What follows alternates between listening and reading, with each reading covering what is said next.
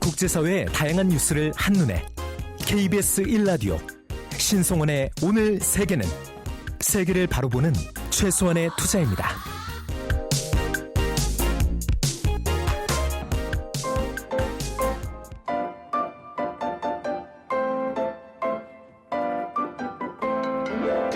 통신원 취재 수첩.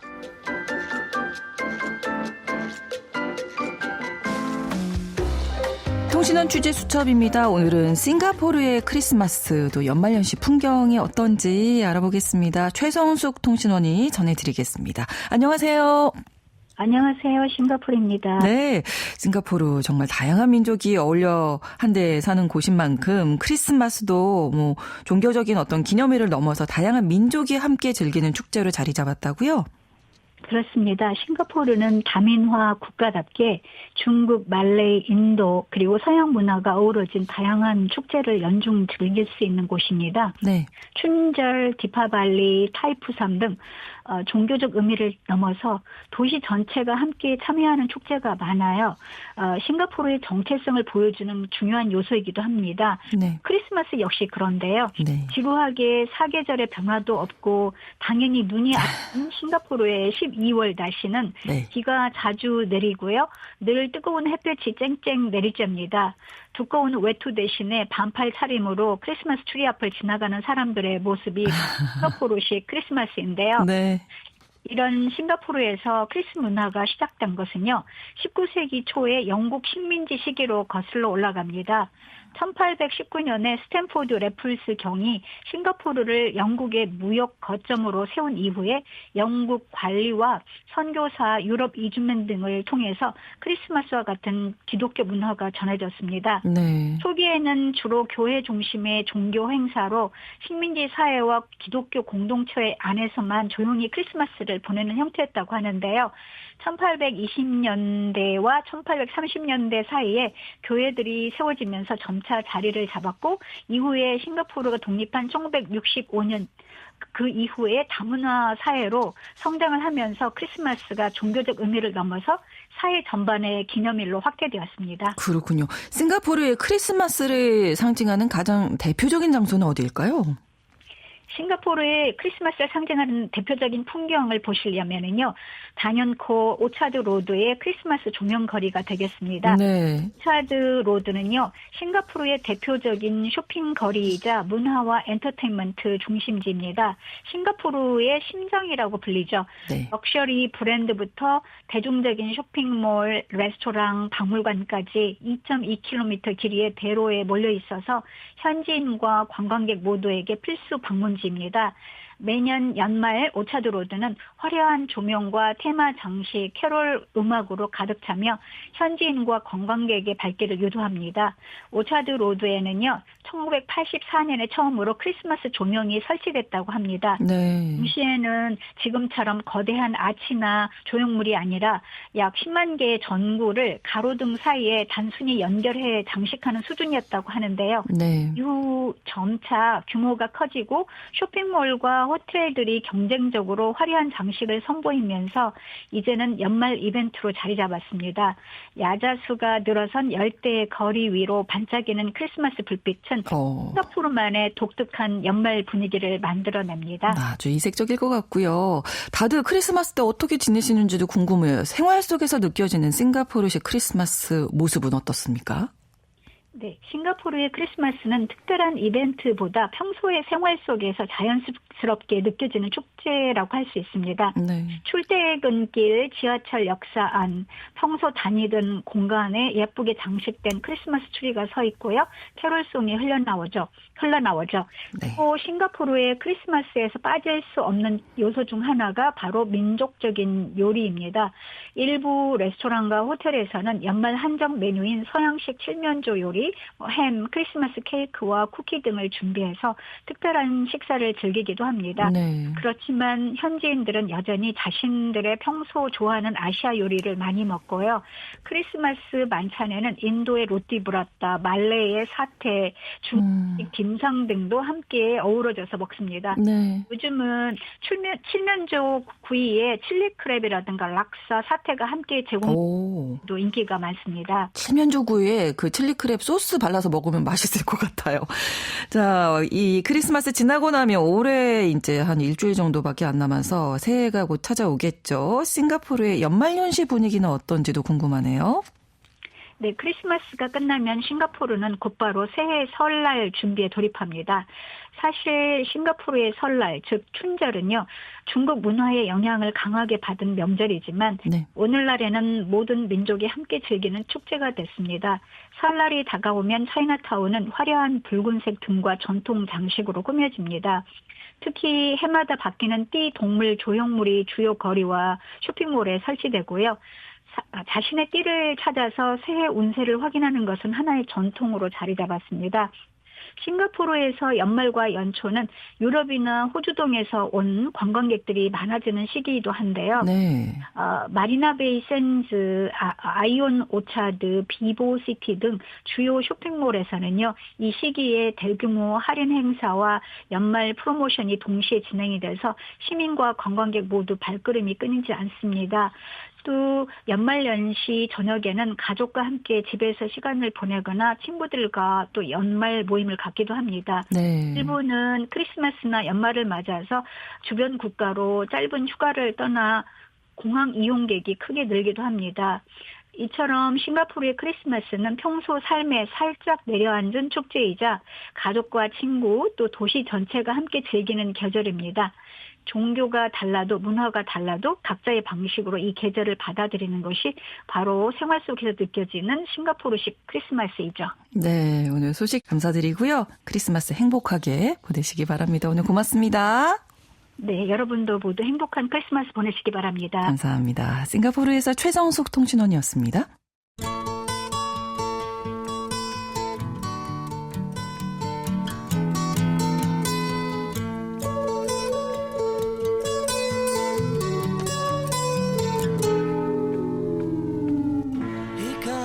쿠팡의 대규모 개인정보 유출 사고 후폭풍이 거셉니다. 지난주 국회 과방위에서 청문회가 열렸는데요. 과학기술정보통신부 장관은 쿠팡의 영업정지 여부를 공정거래위원회에서 적극 논의하겠다고 발언하기도 했습니다. 그런데 김범석 의장은 청문회에 모습을 나타내지 않았죠. 사실 예견됐던 일이긴 했습니다. 쿠팡이 미국 상장기업이고 김범석 의장도 미국인이기 때문인데요. 우리나라에서 영업하고 있는 쿠팡이 왜 미국 기업이 된 건지 오늘 글로벌 경제 3프로TV 언더스탠딩 김상훈 기자와 함께 알아보겠습니다. 어서 오십시오. 네, 안녕하세요. 네. 자, 쿠팡이 미국 기업이었구나. 네. 요번에 이제 또 알게 되신 분들도 계실 것 같고요. 이번에 더 많이 알게 되셨을 것 같은데 네. 많은 분들이 쿠팡이 대한민국에서 영업을 하기 때문에 한국 기업인 것으로 오해하고 계십니다만 사실 이건 절반만 맞는 얘기입니다. 사업법인인 쿠팡 주식회사 이게 2023년에 한국에 설립이 된 건 맞습니다. 네. 하지만 당시에 쿠팡 주식회사를 지배하는 모회사인 포워드 벤처스라고 하는 이름의 미국 유한 책임 회사가 있는데 이 포워드 벤처스는 당연히 미국 법인이었고요. 네. 이후에 쿠팡 LLC 그다음에 쿠팡 INC로 이름을 바꿉니다. 그래서 2021년 뉴욕 증권거래소에 상장한 것도 이 지배기업인 미국 쿠팡 INC였는데요. 네. 사실 별일이 없었다라고 하면 이런 구조가 크게 문제가 될 것도 없었습니다. 하지만 이번에 대규모 개인정보 유출 사고를 겪고 나면서 이 같은 쿠팡의 모순적인 지배구조의 문제점이 드러났다라고도 볼 수가 있는데 네. 당장 이런 비판들이 나왔죠. 돈은 한국에서 벌고 네. 책임은 미국 법 뒤에 숨는다. 김범석 의장을 두고 검은머리 외국인이다. 사실 정확하게 맞는 얘기긴 한데요. 그렇죠, 네. 이런 비난이 거세기도 하죠. 그러다 미국인의 미국 법인이고 그러니까 국내법으로 규율하지 못하는 이런 문제가 생길 수밖에 네, 없습니다. 사고는 대한민국에서 발생했고. 맞습니다. 그렇죠. 그래서 여튼 지난주 국회에서 열린 청문회에서 정말 답답하다 이런 얘기들이 굉장히 많이 나왔죠. 외국인 대표가 나왔긴 하지만 뭐 통역 문제 때문에 굉장히 늘어지기도 했고 더더군다나 동문서답한다라는 뭐 지적도 많이 있었고요. 뭐 어느 정도 진상 파악이 되고 그러면 이 같은 모순적인 지배구조 문제를 어떻게 해결할지 이런 제도적 개선안이 나오기는 할 텐데요. 왜 이런 지배구조가 만들어진 것인지 이걸 뭐 제대로 알아야 제대로 된 해법을 마련할 수 있기도 합니다. 그래서 오늘은 뭐 쿠팡의 지배구조에 대해서 조금 자세히 다뤄보도록 하겠습니다. 네, 일단 한국에서 영업을 하는데 네. 미국 증권시장에 상장한 어떤 이유가 있을 텐데요. 사실 가장 큰 이유는 차등 의결권 때문이라고 보시면 되는데 차등 의결권이라고 하는 게 한 주에 한 표.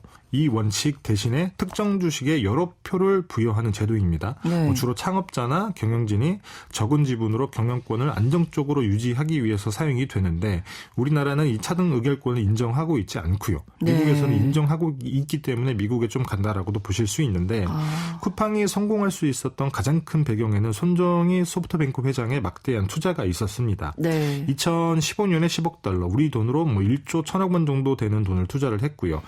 3년 뒤인 2018년에도 20억 달러, 우리 돈으로 2조 2천억 원이나 되는 돈을 베팅을 한 바가 있죠. 네. 뭐 사실 소프트뱅크 이전만 하더라도 쿠팡의 투자 유치 금액은 4억 달러 정도가 전부였습니다. 그렇군요. 그래서 김범석 의장 입장에서는 사실 손정희 회장이 일종의 귀인이라고 할 수밖에 없는데 네네.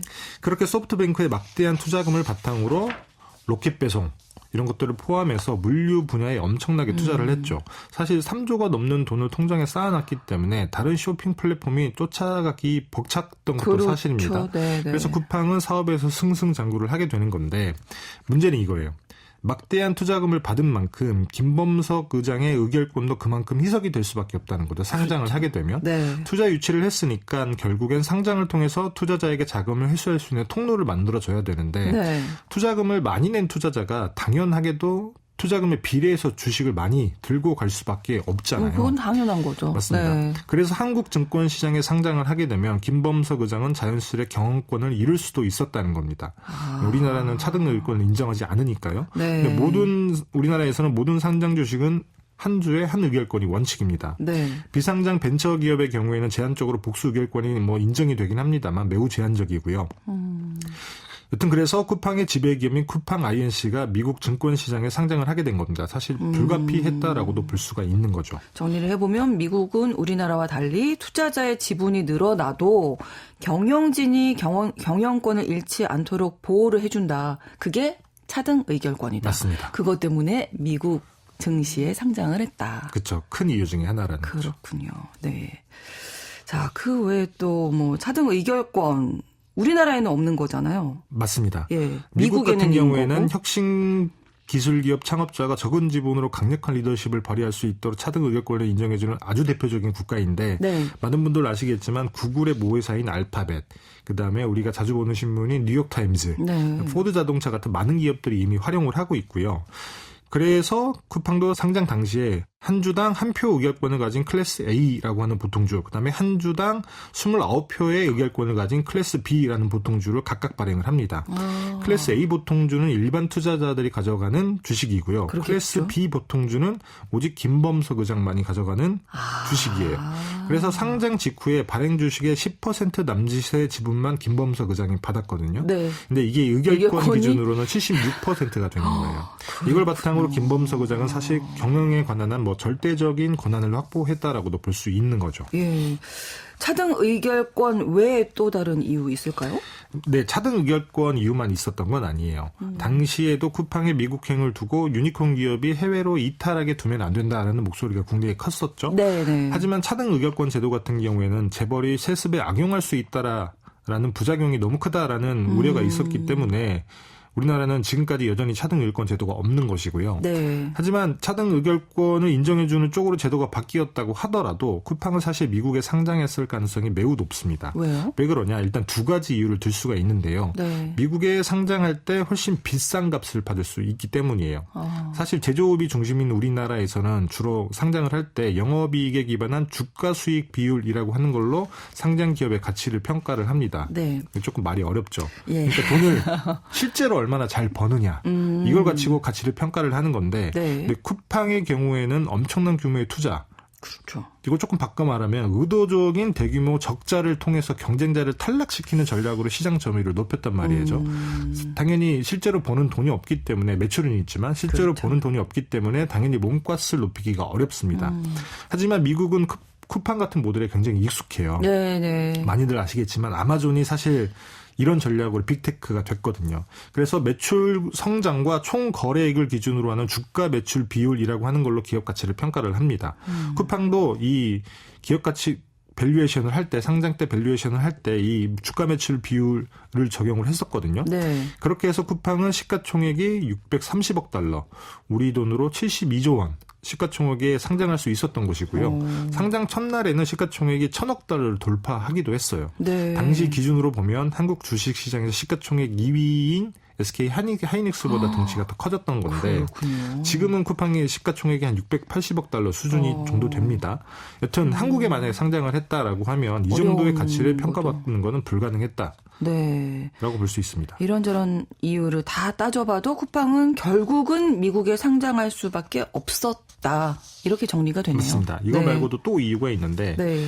김범석 의장 입장도 있겠습니다만 사실 투자자 입장도 있는 거예요. 일단 쿠팡의 물주인 소프트뱅크의 비전 펀드 같은 경우에는 네. 달러화 기반으로 투자를 하고 또 회수도 달러화를 통해서 회수한다라는 게 원칙인 투자 기관이기도 해요. 네. 그래서 30억 달러 투자의 대상도 사실은 미국의 쿠팡 INC였거든요. 그리고 3조 원이 넘는 돈을 어쨌든 넣었던 소프트뱅크이기 때문에 상장 때는 기존 주주로서 배정받은 주식을 팔아서 투자금을 회수를 해야 되는 거잖아요. 그렇죠. 근데 만약에 한국 시장에서 이걸 한다. 아. 한국 시장은 거래량이 그만큼 많지도 않고 네. 그렇게 물량을 던졌을 때 받아줄 수 있는 덩치의 투자자도 많지 않습니다. 그래서 미국 증권 시장이랑 한국 증권 시장 같은 경우에는 거래 규모, 유동성에서 현격한 차이가 나기 때문에 몸집의 차이가 있죠. 시장 자체가. 그렇죠. 네. 차등 의결권이 아니더라도 사실 쿠팡은 미국에 상장할 수밖에 없었을 것이다라고 볼 수 있는 거죠. 그렇군요. 최근에 AI 칩을 개발하는 퓨리오사 AI도 미국 상장 검토하고 있다 이런 얘기가 있는데 그럼 네. 쿠팡 지금 설명해 주신 이런 같은 이유일까요? 맞습니다. 뭐 차등 의결권이 인정되는 미국에서 상장하게 되면 굳이 창업자가 많은 주식을 들고 있지 않아도 되고 네. 그러면 그만큼을 일반 투자자에게 배정하면 상장을 통해서 조달할 수 있는 자금이 많아지는 그런 그렇죠. 효과가 있는 것이고요. 네. 여기에 더해서 AI 산업에 대한 열풍은 사실 우리나라보다 미국에서 훨씬 세기도 하죠. 그렇죠. 그래서 더 높은 기업 가치를 인정받을 수 있다라는 얘기이고요. 다만 우리나라의 다른 기업이 미국 시장에 상장하는 거랑 쿠팡이 상장하는 거는 조금 질적으로 다른 측면이 있습니다. 네. 쿠팡은 상장 대상인 지배기업이 원래부터 미국 기업이었고 그래서 국내 발행자라는 지위로 상장을 했습니다. 네. 이게 미국에서 국내 발행자 지위로 상장을 하게 되면 미국의 증권 규제가 그대로 적용이 되는 완벽한 미국 기업이라는 뜻이에요. 그래서 뭐 주주대표 소송, 그다음에 증권 집단 소송, 그다음에 미국 증권거래위원회에서 뭐 증권법 위반 혐의 조사 이런 책임들을 고스란히 져야 됩니다. 네. 만약에 퓨리오사 같은 한국 기업이 미국에 상장을 한다. 그러면 이런 기업들은 일반 외국 기업의 지위로 상장을 하게 되는 것이거든요. 네. 그래서 규제 기본 툴은 우리나라 법에 따르고요. 그래서 완벽한 미국 기업인 쿠팡 아인신처럼 되게 깐깐한 규제 대상은 안 된다. 이렇게 네. 보시면 됩니다. 약간 신분이 다르다. 신분이 다르다고 볼 수 있는 거죠. 이렇게 느껴지네요. 네. 네. 그럼 쿠팡이 국내에서 어떤 문제가 또 있어도 국내법, 우리나라 법으로는 규제하기가 어렵다는 거잖아요. 미국 기업이니까. 맞습니다. 완벽하게 미국 기업이라서 사실 마땅한 수가 없는 건데 그래서 미국 법을 적용받는 미국에 사는 미국인이면서 네. 그리고 또 미국 법인이기 때문에 네. 물론 국내 법인의 대표이사 등 같은 사람들이 책임을 지긴 하겠습니다만 이 오너인 김범석 의장에게 책임을 물을 방법은 사실 지금으로서는 없긴 합니다. 그렇군요. 제한적이긴 하지만 방법이 아예 없는 건 아닌데요. 네. 우리나라엔 공정거래법상 기업집단 제도라는 게 있어요. 네. 이게 뭐냐면 조금 말이 어렵긴 합니다만 공정거래법은 대기업을 규모에 따라서 구분해서 규율하는 제도라고 이해를 하시면 되는데 네. 자산이 5조 원 이상이 된다. 그러면 자동적으로 공시대상 기업 집단이라고 하는 것에 포함이 됩니다. 네. 그리고 자산이 우리나라 GDP의 0.5%를 넘어가면 상호 출자 제한 기업 집단으로 분류가 되는데 네. 이걸 왜 하냐면 이 기업 집단이라고 하는 게 거대한 기업들의 어떤 군집 같은 거잖아요. 네네네. 근데 이걸 지배하는 재벌 총수가 나쁜 짓을 할 수도 있기 때문에 이걸 못하게 하기 위해서 이 기업 집단이라고 하는 걸 지정을 하는 건데 네.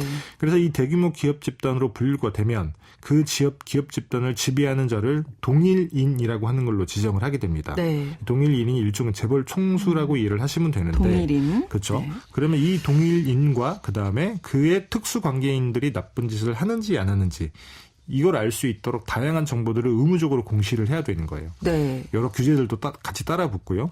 내부 거래나 뭐 지배 구조 이런 것도 투명하게 밝혀야 되는데 쿠팡 같은 경우에도 자산이 10조 원이 훌쩍 넘어서 네. 상호 출자 제한 집단으로 분류가 되기 때문에 이런 의무들이 생긴다는 겁니다. 그럼 김범석 의장이 쿠팡의 동일인인가요?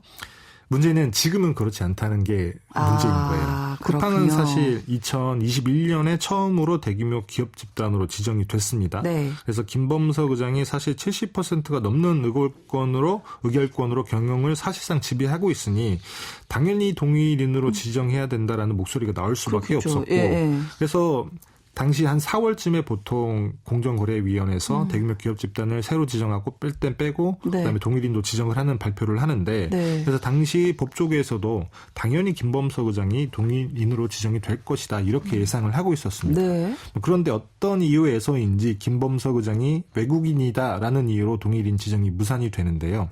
그래서 지금까지도 사실 쿠팡의 동일인은 사람이 아니라 쿠팡 주식회사인 거예요. 한국의 사업법인. 그래서 당장의 역차별이다라는 비판들이 많이 나왔죠.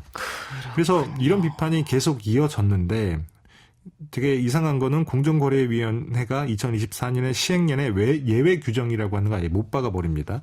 예외가 되는 경우 4가지 정도를 이제 시행령에 집어넣은 건데 네. 쿠팡을 지배하는 김범석 의장이 쿠팡 INC를 제외한 국내 계열회사에 출자를 하지 않았고 총수 일가가 임원으로 재직하지 않는 등 경영에 참여하고 있지 않기 때문에 이 예외 규정에 만족한다라는 게 당시 공정거래위원회 해석이었거든요. 네. 그래서 사실상 이게 김범석 의장의 족쇄를 풀어줬다. 네. 이런 평가를 많이 받았습니다.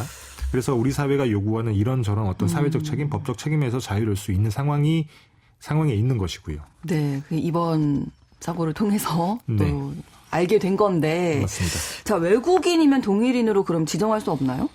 그건 또 아닌 거예요. 아니에요? 맞습니다. 그럼 물론, 이 예외 조항이 지금. 그렇죠. 사실 물론 쿠팡처럼 회사가 동일인으로 지정되어 있는 기업들이 꽤 있기는 해요. 네. 예를 들면 포스코, 농협, KT 같은 기업들. 뭐 이런 네. 기업들은 사실 어떻게 보면 예전에 공공기관이었다가 이렇게 된 거기 때문에 그럴 그렇죠. 만한 특수성이 따로 있는 거죠. 네. 근데 예를 들면 S-오일처럼 외국 기업이 S-오일 같은 게 사우디 아람코가 대주주잖아요. 네. 이런 경우에는 사실 S-오일이 동일인으로 지정이 돼 있습니다. 왜 그러냐면 아람코의 대주주는 사우디아라비아의 정부이고 근데 만약에 뭐 지배구조의 정점에 있는 사람이 사우디아라비아 정부니까 모하메드 빈 살만 왕세자인데 네. 이 왕세자를 동일인으로 지정할 수는 없는 노릇이잖아요. 네. 그래서 S-오일은 회사 자체가 동일인으로 지정이 돼 있는 건데 네. 쿠팡과 비슷한 사례로는 가상화폐 거래소 업비트를 운영하는 두나무라고 하는 기업 집단이 있긴 합니다. 네. 두나무의 경우에는 상대적으로 자산 규모가 작은 공시대상 기업 집단이기도 한데 네. 사실 최근에 네이버랑 합병을 하기로 했기 때문에 이제는 이런 동일인 지정 논란에서 비껴나 있기도 하고요.